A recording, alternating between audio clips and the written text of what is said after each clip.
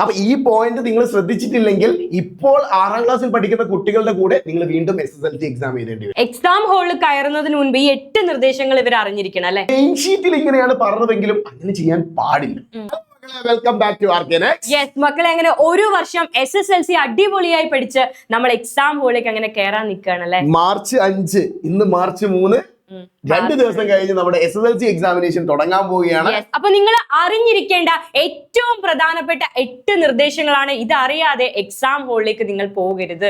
നിങ്ങൾ ഇത് അറിയാതെ എക്സാം ഹാളിലേക്ക് പോയി കഴിഞ്ഞാൽ നിങ്ങൾക്ക് ടൈമിൽ ഡിലേ വരും, നിങ്ങൾ താമസിക്കും, നിങ്ങൾ ടെൻഷൻ ആവും, അങ്ങനത്തെ കുറെ കാര്യങ്ങളുണ്ടാവും. സോ അതുകൊണ്ട് ഒരു കാരണവശാലും നിങ്ങൾ എന്താക്കരുത്, ഈ ഒരു 8 കാര്യങ്ങൾ അറിയാതെ എക്സാം ഹാളിലേക്ക് പോകരുത്. അപ്പൊ ഏറ്റവും പ്രധാനപ്പെട്ട ആദ്യത്തെ കാര്യം ഹോൾ ടിക്കറ്റുമായിട്ട് ബന്ധപ്പെട്ട കാര്യമാണ് അല്ലേ വടക്കം? വളരെ ഇമ്പോർട്ടന്റ് ആണ്. നമ്മൾ വീട്ടിൽ നിന്നും ഇറങ്ങുന്നതിന് മുമ്പ് ഒരു 2 പ്രാവശ്യം 3 പ്രാവശ്യം എങ്കിലും ഹോൾ ടിക്കറ്റ് കയ്യിലുണ്ട്. അപ്പൊ നമ്മളോട് അമ്മമാര് ചോദിക്കും ഹോൾ ടിക്കറ്റ് എടുത്തോ എന്നൊക്കെ ചോദിക്കും. ബട്ട് അത് ഇല്ലെങ്കിൽ പോലും നിങ്ങൾ ഓർത്ത എല്ലാ എക്സാമിനും അല്ലെ, ആദ്യ എക്സാം മുതൽ അവസാനത്തെ എക്സാം വരെ കൃത്യമായിട്ട് നിങ്ങൾ ഹോൾ ടിക്കറ്റ് എടുത്തിട്ടുണ്ടെന്ന് ഉറപ്പ് വരുത്തിയിട്ട് വീട്ടിൽ നിന്നും ഇറങ്ങാൻ പാടില്ല. ഹോൾ ടിക്കറ്റിൽ വേറെ ഒന്നും യാതൊന്നും നിങ്ങൾ എഴുതാനോ ഒന്നും പാടില്ല. ഒരു കാൽക്കുലേഷൻസോ കാര്യങ്ങളോ ഒന്നും നടത്താൻ പാടില്ല. വൃത്തിയായിട്ട് ഹോൾ ടിക്കറ്റ് ഫോൾഡിങ്, മടക്കി വെക്കുക, ചുരുട്ടി വെക്കുക, ഇങ്ങനത്തെ ഒന്നും ചെയ്യാൻ പാടില്ല. വളരെ വൃത്തിയായിട്ട് നിങ്ങളൊരു ഫയലൊക്കെ ഇട്ട് സൂക്ഷിക്കുന്നുണ്ടാവും വിചാരിക്കുന്നു. രണ്ടാമത്തെ കാര്യം എക്സാമിന്റെ ടൈമുമായിട്ട് ബന്ധപ്പെട്ട ഏറ്റവും പ്രധാനപ്പെട്ട കാര്യം.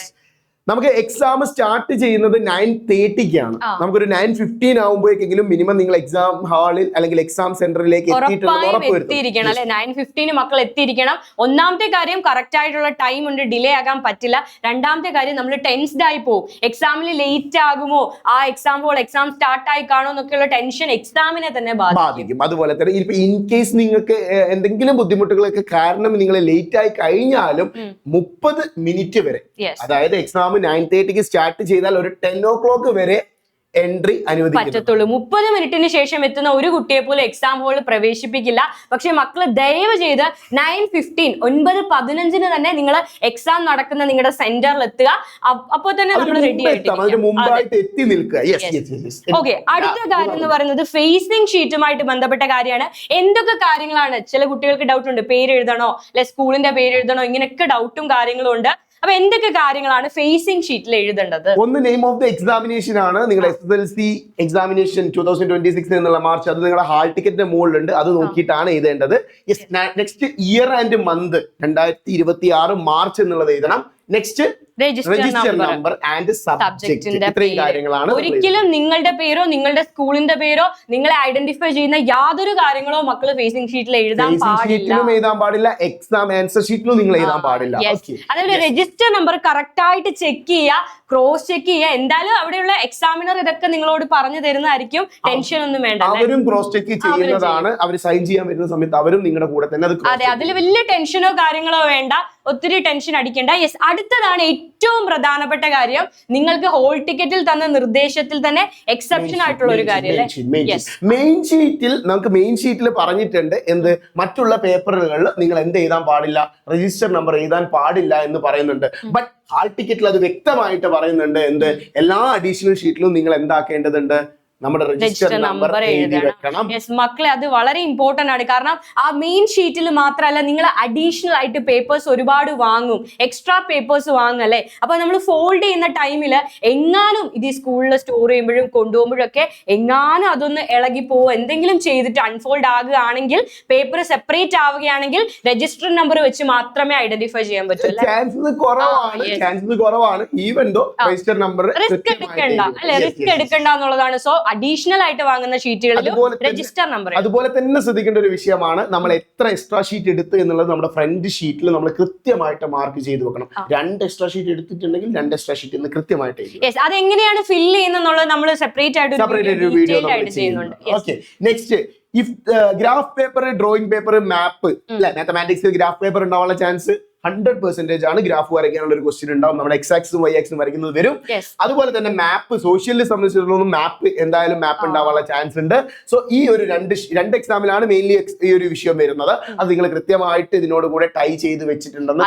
രജിസ്റ്റർ നമ്പർ എഴുതുക, അതാണ് മാൻഡേറ്ററി ആയിട്ടുള്ള കാര്യം. എക്സ്ട്രാ നിങ്ങൾ എന്ത് ഷീറ്റ് വാങ്ങിയാലും അതിന്റെ ടോപ്പിൽ നിങ്ങൾ നിങ്ങളുടെ രജിസ്റ്റർ നമ്പർ എഴുതിയിരിക്കണം മക്കളെ. അതൊരിക്കലും നിർബന്ധമായിട്ടും എഴുതിയിരിക്കണം. പിന്നെ ഫേസിംഗ് ഷീറ്റിലേക്ക് നിങ്ങൾ എടുത്ത് എഴുതുന്ന സമയത്ത് നമ്പർ ഓഫ് എക്സ്ട്രാ ഷീറ്റിന്റെ കൂടെ പ്ലസ് മാപ്പ് പ്ലസ് ഗ്രാഫ് എന്നൊക്കെ എഴുതി വെച്ചാൽ ഇറ്റ്സ് ഗുഡ്. യെസ്, ഇനി ഏറ്റവും ഇമ്പോർട്ടന്റ് ആയിട്ടുള്ള പോയിന്റുകളിലേക്കാണ് കിടക്കാൻ പോകുന്നത്. വളരെ ഇമ്പോർട്ടന്റ് ആയിട്ട് രജിസ്റ്റർ നമ്മള് ഹോൾ ടിക്കറ്റ് എടുക്കുന്ന പോലെ തന്നെ ഏറ്റവും ഇമ്പോർട്ടന്റ് ആയിട്ട് കൊണ്ടുവരേണ്ടതാണ് നമ്മുടെ പെൻ അല്ലെ.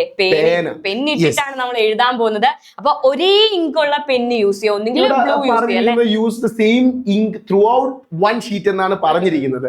നിങ്ങൾ ശ്രദ്ധിക്കേണ്ട, ഒരു പരീക്ഷ എഴുതാൻ വേണ്ടി നിങ്ങൾ എന്താക്കാം, മീൻസ് അത് ഇപ്പോഴെ നിങ്ങൾ റെഡ് എന്തായാലും യൂസ് ചെയ്യാൻ പാടില്ല.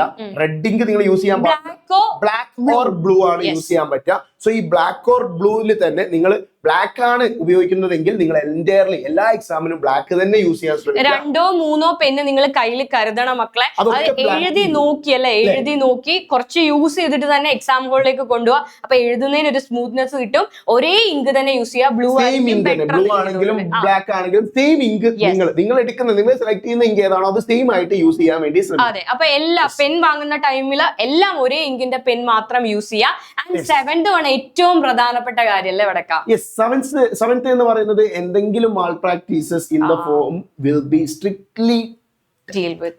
അതായത് നിങ്ങൾ ഇൻ കേസ് എന്തെങ്കിലും ഒരു മാൾ പ്രാക്ടീസ് ആയിട്ട് നോക്കി എഴുതാനോ എന്തെങ്കിലും ഒരു കഷ്ണം പേപ്പറോ അല്ലെങ്കിൽ നിങ്ങളുടെ ടോപ്പിന്റെ അടി, അത് ചിലപ്പോ ടെൻഷൻ കൊണ്ട് ചില ഫോർമുല ഒക്കെ മറന്നു പോവാം, അല്ലെങ്കിൽ ഇക്വേഷൻസ് മറന്നു പോവാന്ന് കരുതി അറിയാതെ പോലും ഒരിക്കലും ഒരു കാരണവശാലും എഴുതി വെക്കരുത്. കാരണം എന്താ വെച്ചാൽ ഏറ്റവും ഇമ്പോർട്ടന്റ് ആയിട്ടുള്ള പ്രശ്നം എന്ന് വെച്ചാൽ ഈ ഒരു ഇൻസ്ട്രക്ഷൻ നിങ്ങൾ തെറ്റിച്ചു കഴിഞ്ഞാൽ നിങ്ങൾക്ക് ഇപ്പോൾ നിങ്ങളുടെ 6ാം ക്ലാസ്സിൽ പഠിക്കുന്ന അനിയന്റെ കൂടെ നിങ്ങൾ SSLC എഴുതേണ്ടി വരും. 3 വർഷത്തേക്ക് വരെ ഡിബാർ വരാനുള്ള ചാൻസ്. അപ്പൊ വളരെ വലിയ പണിഷ്മെന്റ് ആണ്. നിങ്ങൾക്ക് എക്സാം എഴുതാൻ പറ്റില്ല, വരുന്ന വർഷങ്ങളിൽ എഴുതാൻ പറ്റില്ല. ഒരിക്കലും നിങ്ങളുടെ മൈൻഡിൽ പോലും അങ്ങനെ ഒരു കാര്യം തോന്നരുത്. ഒരു വിധത്തിൽ നമ്മൾ പഠിച്ച കാര്യങ്ങൾ കോൺഫിഡന്റ് ആയിട്ട് എഴുതുക. അതിനപ്പുറം ഒന്നും വേണ്ട. ഒരു കാര്യങ്ങൾ നിങ്ങൾ ഓർക്കണ്ട. പ്രത്യേകിച്ച് കഴിഞ്ഞ 2 ദിവസം മുമ്പ് വിദ്യാഭ്യാസ മന്ത്രി ഇത് പ്രത്യേകം എടുത്ത് പറഞ്ഞിട്ടുമുണ്ട്. +1 +2 10ാം ക്ലാസ്. അതുപോലെ പുറത്തുനിന്നുള്ള ഒരു എക്സാമിനർ ആണ്, എക്സ്റ്റേണൽ ആയിട്ടുള്ള ഒരാളാണ് വരുന്നത്, നിങ്ങളുടെ ടീച്ചേഴ്സ് പോലും അല്ല. അപ്പൊ നമ്മളോട് ആ ഒരു കാരുണ്യം കാണിക്കണമെന്നില്ല. സോ ദയവ് ചെയ്തിട്ട് നിങ്ങൾ അങ്ങനെ യാതൊന്നിനും മുതിരരുത്. എന്തെങ്കിലും ഒന്ന് സംഭവിച്ചു കഴിഞ്ഞാൽ നിങ്ങളുടെ പേപ്പറിൽ മാർക്കിംഗ് വരും. ആ മാർക്കിംഗ് വന്നു കഴിഞ്ഞാൽ റിസൾട്ട് വരാൻ വേണ്ടി ടൈം എടുക്കും. ഒക്കെ പ്രശ്നങ്ങളാണ്. ഓക്കെ, വിത്ത് ഹെൽപ്പ് അവർക്ക് ചെയ്യും. And 15 minutes cool off time ആണെന്ന് പറയുന്നുണ്ട്. ആദ്യത്തെ 15 മിനിറ്റ് കൂൾ ഓഫ് ടൈം. അപ്പൊ എന്തൊക്കെ ചെയ്യാന്നുള്ളത് 9 മണി മുതൽ 9:30 വരെയാണ് നമുക്ക് എന്ത് വരുന്നത്, കൂൾ ഓഫ് ടൈം വരുന്നത്. 9:30 to 9:45 ആണ് നമുക്ക് എന്ത് വരുന്നത്, കൂൾ ഓഫ് ടൈം. 9:30 to 9:45 ആണ്. അത് കൃത്യമായിട്ട് നിങ്ങൾ യൂട്ടിലൈസ് ചെയ്യണം. അതേപോലെ എത്ര ടൈം വരെയാണ് എക്സാം എന്നുള്ളത് നിങ്ങളുടെ മനസ്സിൽ ഉണ്ടായിരിക്കണം മക്കളെ. ഇപ്പൊ 40 മാർക്സിന്റെ എക്സാം ആണെങ്കിലും 80 മാർക്സിന്റെ എക്സാം ആണെങ്കിലും ആ ടൈം അറേഞ്ച് ചെയ്ത് തന്നെ നിങ്ങൾ എഴുതുക. അതിനെ കുറിച്ച് ഡീറ്റെയിൽ ആയിട്ട് നമ്മൾ സംസാരിക്കുന്നതായിരിക്കും. എക്സാം ഹോളിൽ എന്തൊക്കെ കാര്യങ്ങൾ, എങ്ങനെയാണ് ഓരോ ചോദ്യങ്ങൾ അറ്റൻഡ് ചെയ്യേണ്ടതെന്നൊക്കെ ഡീറ്റെയിൽഡ് ആയിട്ട് മറ്റൊരു വീഡിയോ പറഞ്ഞുതരാം അല്ലെ. അപ്പൊ നമുക്ക് പോയാലോ? കോൺഫിഡൻസ് ആയിട്ട് എക്സാം എഴുതുക. All the very well.